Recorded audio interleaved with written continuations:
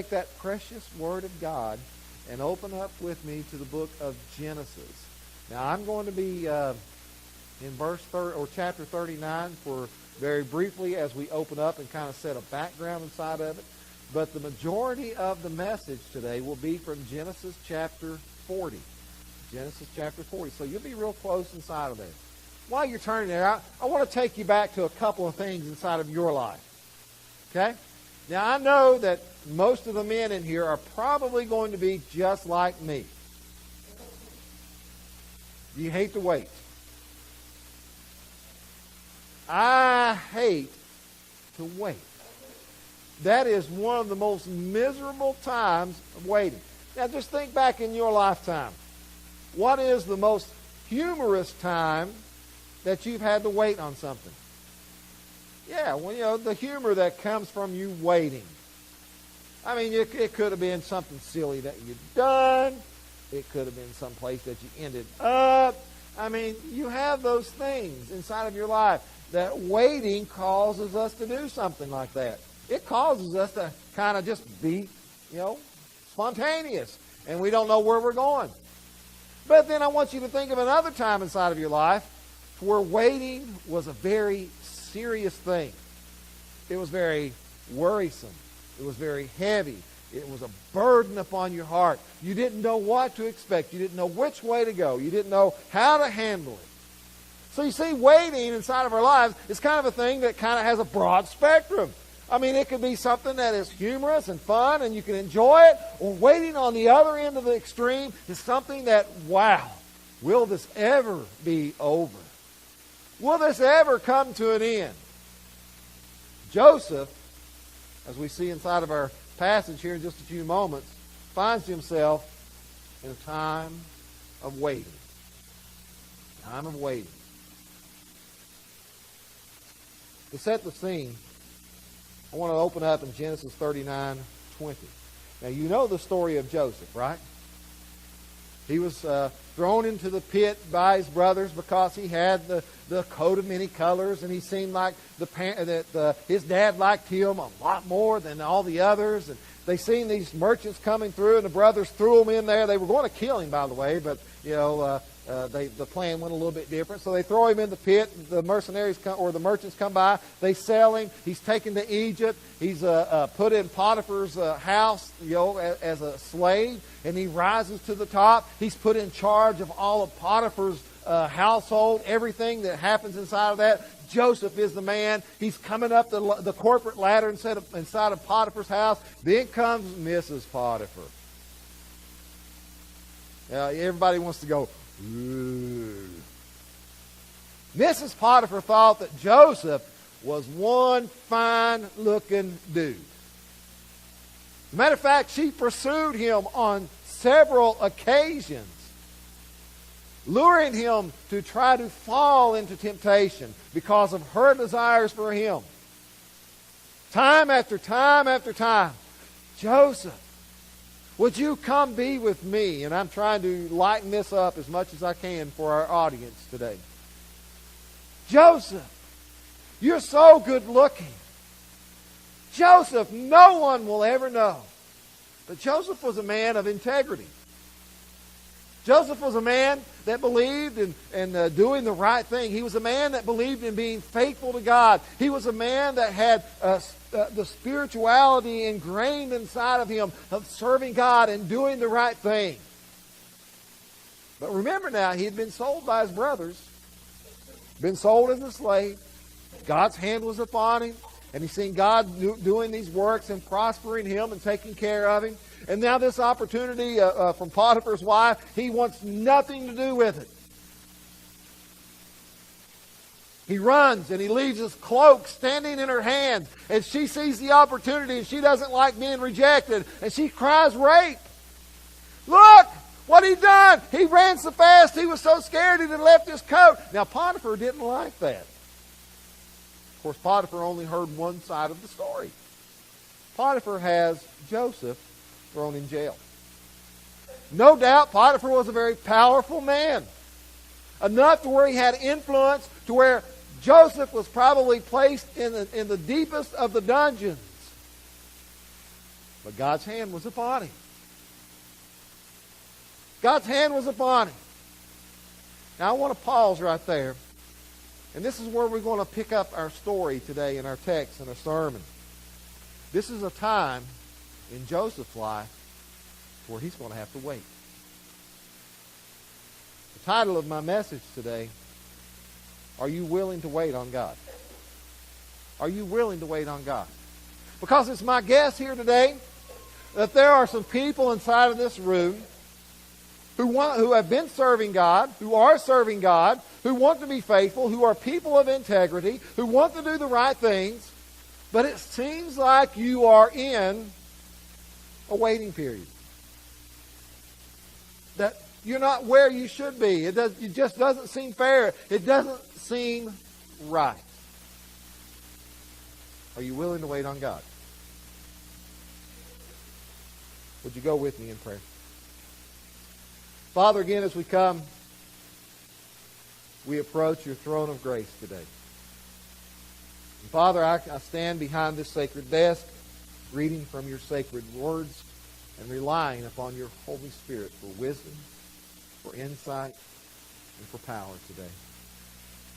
Lord, as you move inside of this building and you speak to each and every person today, Father, as we know that you will, we just ask that we respond, that we have ears that will be open to hearing, hearts that will be open to understanding, and faithfulness that will be open to obedience.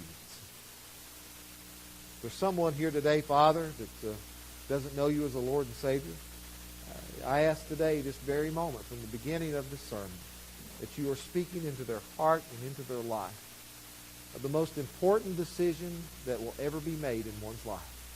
Is what to do with Jesus Christ. But Father, for those who are here today and they are your children, Father, they seem to be in a waiting period or in a holding pattern. Father, use this message to speak into their hearts and into their lives. I give you all honor, give you all glory, and I give you all praise today. May your will be done. In the name of Jesus Christ, I pray. As all of his church says, amen. So, did you think of those two situations? About waiting? Now, probably in the humorous side of it, it wasn't too bad. But man, you get on to the other extreme of it where it's burdensome and you're worried and you're doing all these things. It's not fun. And you know what? We've kind of caused the problem ourselves, haven't we? Because in today's world, it's instant, isn't it? Instant. Microwave food. Boom, 30 seconds. And you're standing there wondering why it took so long. Information. You've got the internet. You've got communications that are instantaneous. Something happens across the world, within 30 seconds you can see it live and you can see it happening in front of you. You know, I thought about that and I thought, man, I'm just going to see. You know, Google, if you Google, it says so many results in so many seconds or so much time. All those answers that are available for us. So I Googled this. I said, how quick is Google when Google, gives you use the search engine of Google? And it said this. There's 348,000 results in 0.44 seconds. So in less than a half a second, I had 348 million results in less than half a second.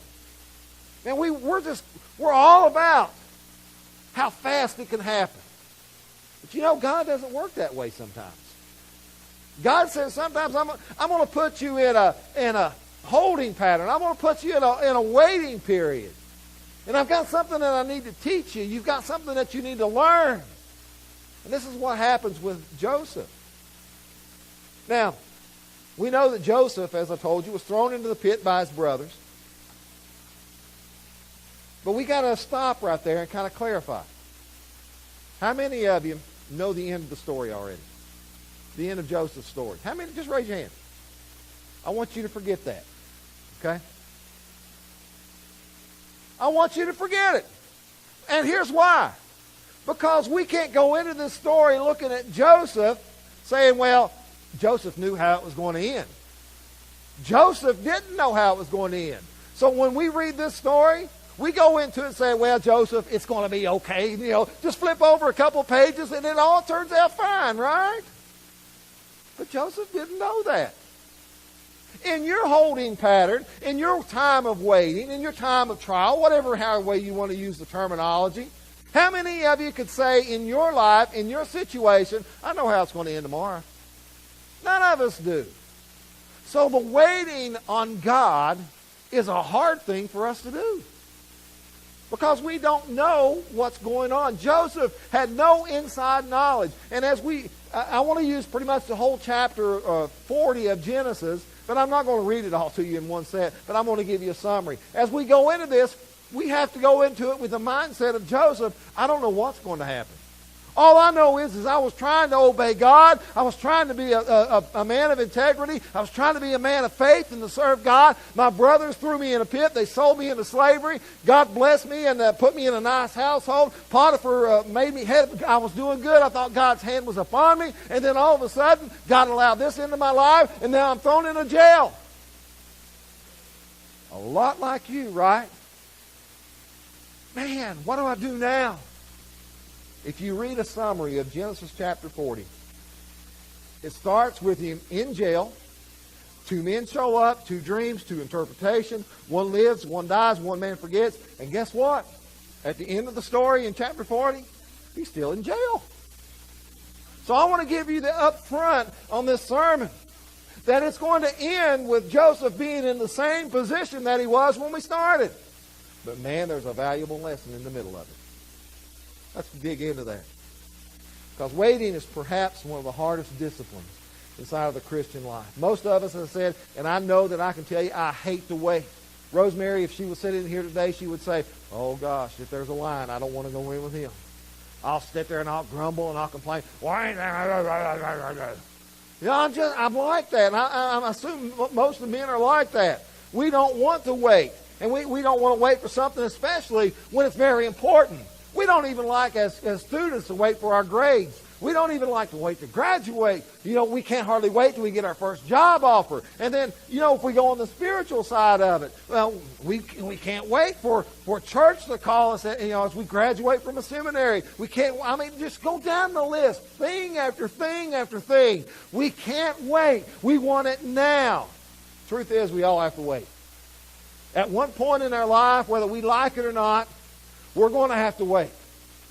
I like this illustration. It kind of brings out the point. Life is a lot about waiting. Matter of fact, I would say most of life is about waiting. Anybody like football, NFL football? I kind of watch the Super Bowl. I don't watch a whole lot of pro ball, but it's a good sport. How long does a football game on TV last? 3 hours? Too long? Especially when they're back-to-back, right? About 3 hours for a telecast on a football game, right? Why does it take 3 hours? There's only how much time in the football game? 60 minutes is what they put on there? Is that what it is? Huh. But it takes 3 hours. But here's what it takes. Here's how this breaks down. In a 3-hour block of time, you'll have 60 minutes of that will be commercials. 75 minutes of that are players just standing around. 17 minutes of it are for replays. And here's the thing. Live action on the football field, out of that 3-hour block of time, 11 minutes. 11 minutes.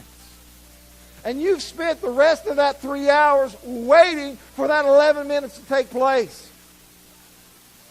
11 minutes. It's kind of like a parable of life itself. We go through life and we're waiting for this and we're waiting for that. And the action of life, honestly, is comparably small. The waiting is relatively large.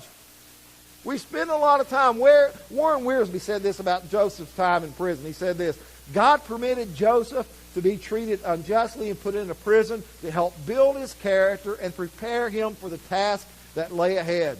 The prison would be a school where Joseph would learn to wait on the Lord. And he would learn this.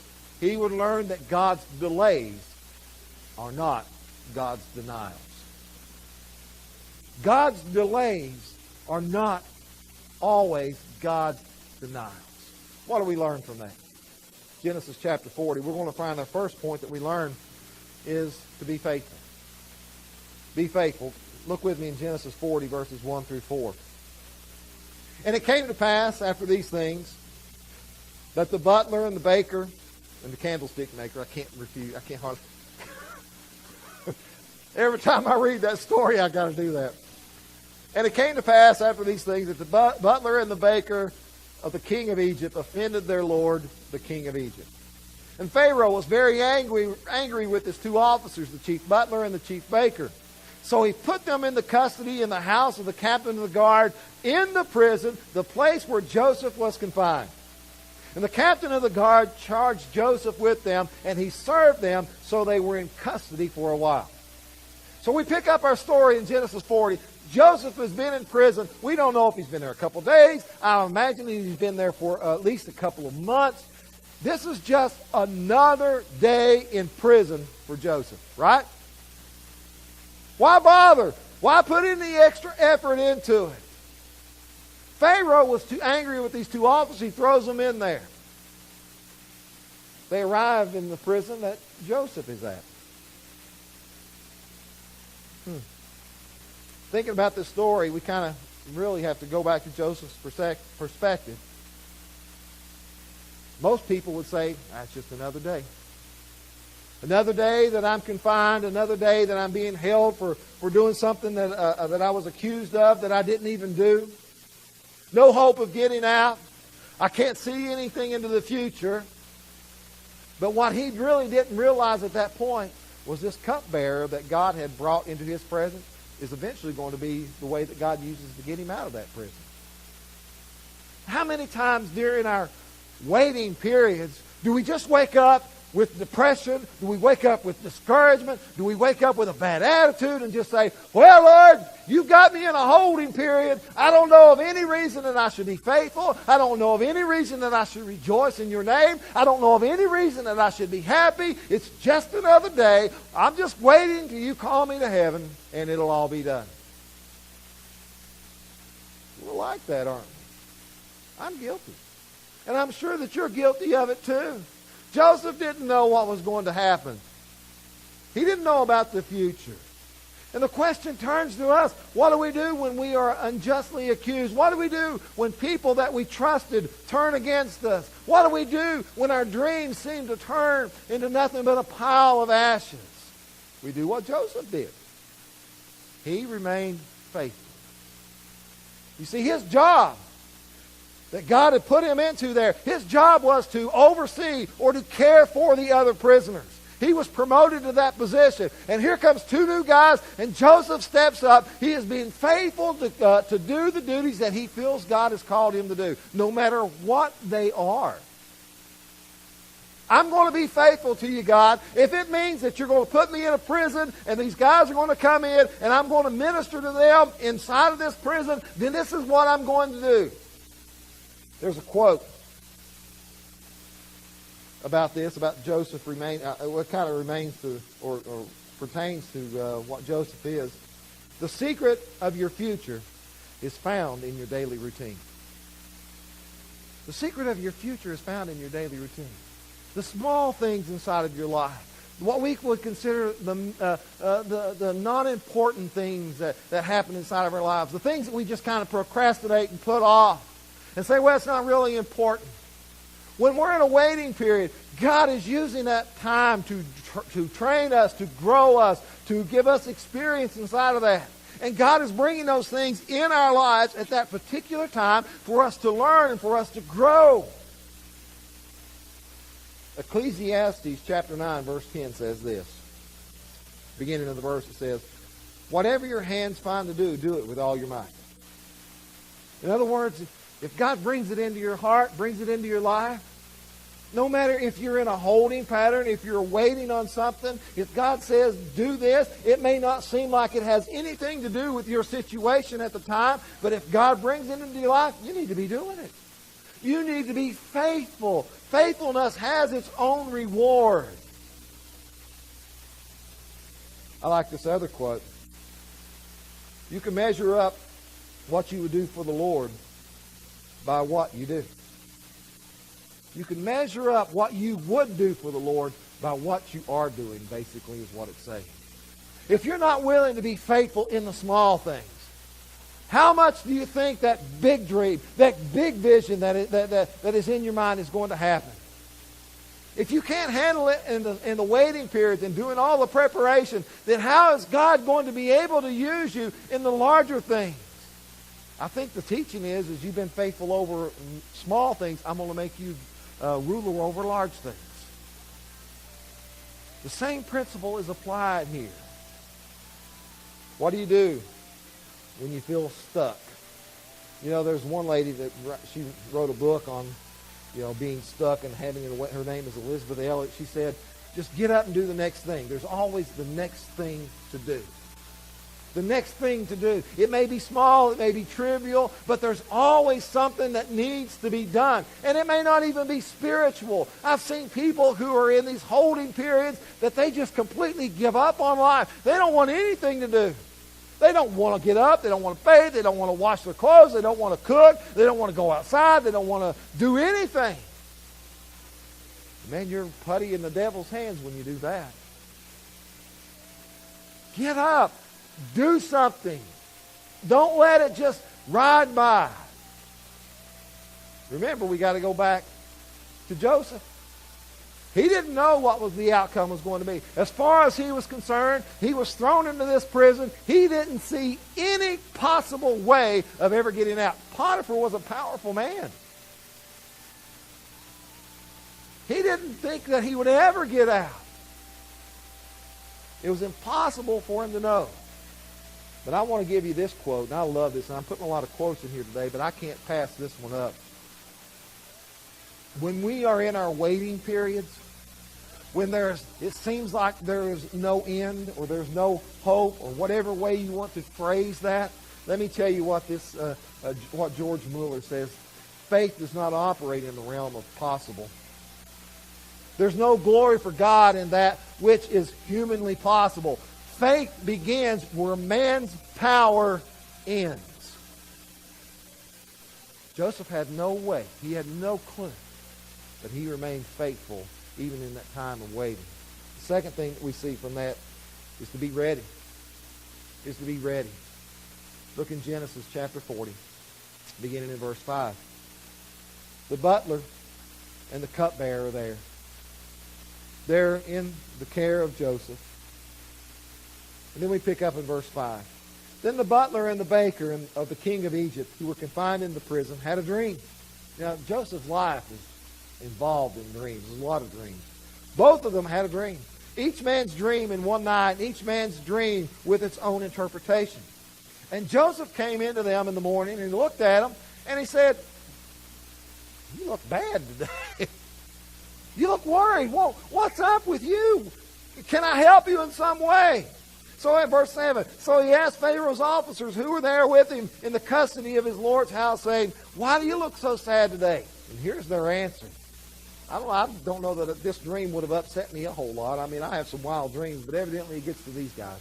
It says, and they said to him, "We've each had a dream, and there's no interpreter of it." So Joseph said to them, "Do not interpretations belong to God? Tell them to me, please."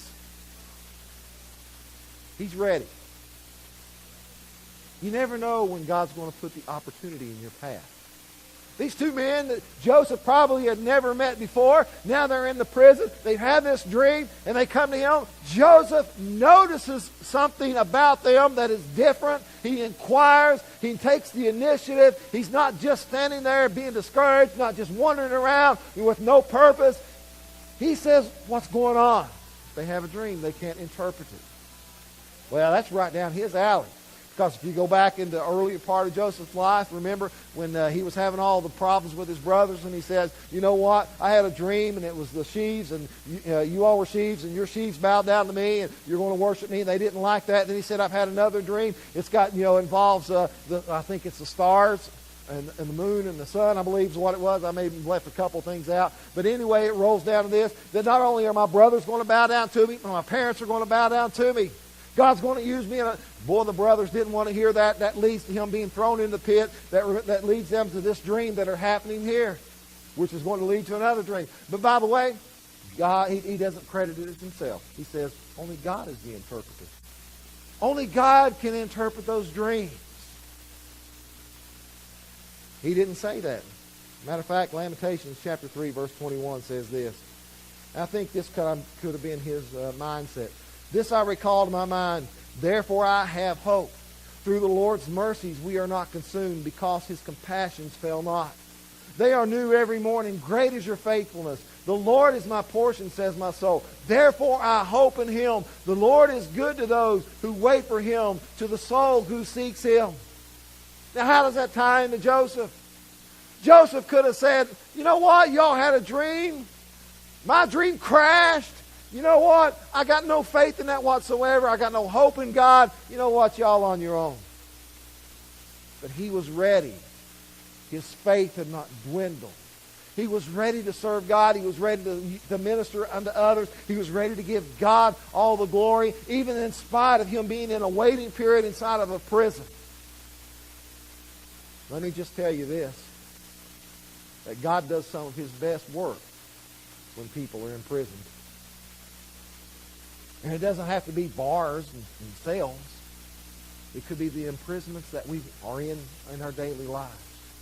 If we will allow God to do it, God does some of his best work in prison. John Bunyan goes to prison. He comes out, Pilgrim's Progress. Another guy, I can't even pronounce his name, Dietrich something. He goes to prison and he writes The Cost of Discipleship. Chuck Colson goes to prison and he comes out and he institutes a worldwide ministry of prison fellowship.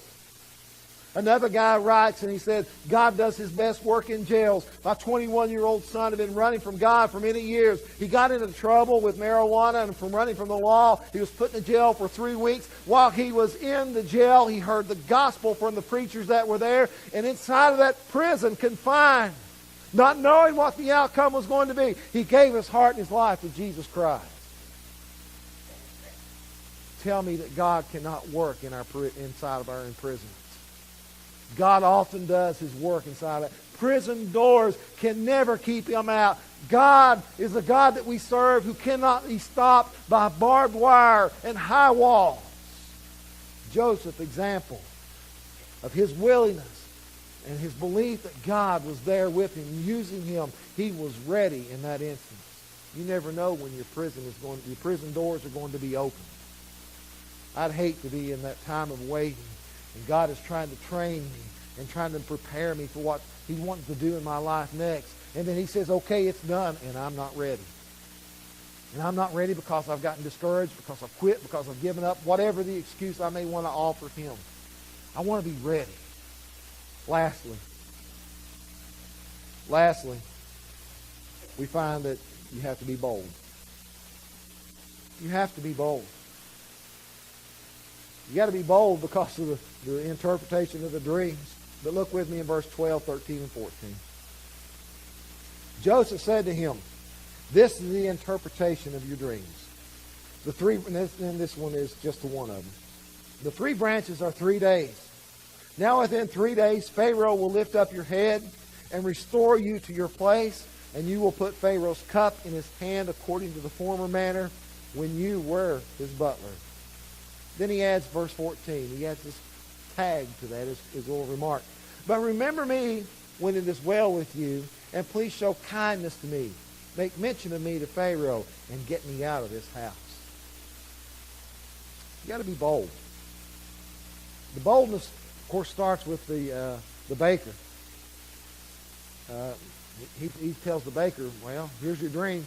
He doesn't sugarcoat it. Your head's coming off, buddy. 3 days. But the other one, he says, you're going to be restored. Now, where's the boldness? The boldness, that's just good news that he's sharing. The boldness is, he says, when you go before your Pharaoh, when you go before the king, remember me. Mention my name. Now, that's not a lack of Joseph's faith. That's a use of an opportunity. Joseph didn't want to be there, no more than you want to be in the imprisonments or the waiting periods that you're in. And he just uses an opportunity here to say, spread my name. One hand, he's ready and he's faithful to serve God. But also, he doesn't want to be in prison forever. It's an opportunity. It kind of goes back to this. He was bold in his statements. He was bold in his actions. He was bold during that time to where he did not know what the answer was to the predicament that he was in. What did he do? He kept living. I've used this illustration several times, and I'm going to close with this. I've used this several times at funerals. There's a birth date on a tombstone, and then there is a date of death on a tombstone. But there's also another figure on that tombstone. What is it? There's a little dash. You know what I'm going to say to you. It was important that day of birth. Certainly, that needs to be marked out. And the date of death is important also. But what are you going to be remembered by? Is that way that you lived your life between those 2 days. What are you going to be remembered as? When somebody comes and he says, I remember that time that you were going through this tough time inside your life. Are they going to say that, man, the way that you handled that truly inspired me? I remember the way that you were faithful to God.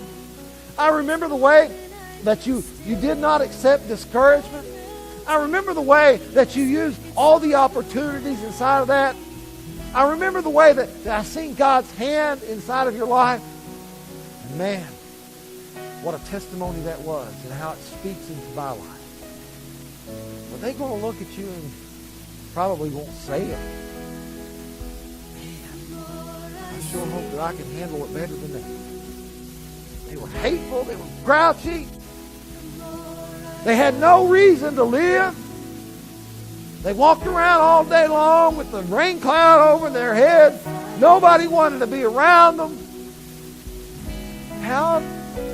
Why did they even bother?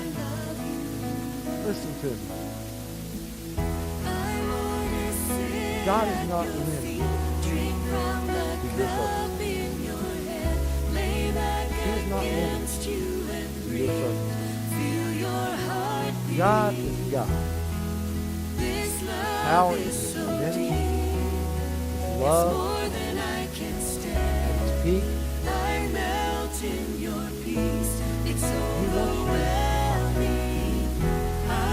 to sit at your feet. Sometimes we've got to go through that waiting that He'll receive all the glory, all the glory. Feel your heartbeat. How are you living? Every time. It's more than I can stand. Are you willing to be bold? I melt in your peace. It's overwhelming.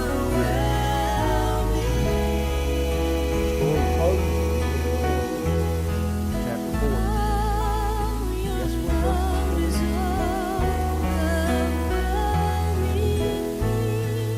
Now, we know the inside. Flip over a couple more pages. Got really good. God's hand was upon him. He was teaching him. He was growing him. His hand was there with him the whole time. But in the mind of Joseph, at that time, all he knew was God. You get nothing else out of this. You're here holding fast. You don't know what the outcome is going to be. You don't know how you're ever going to escape. I melt in your peace. God. Bow with me.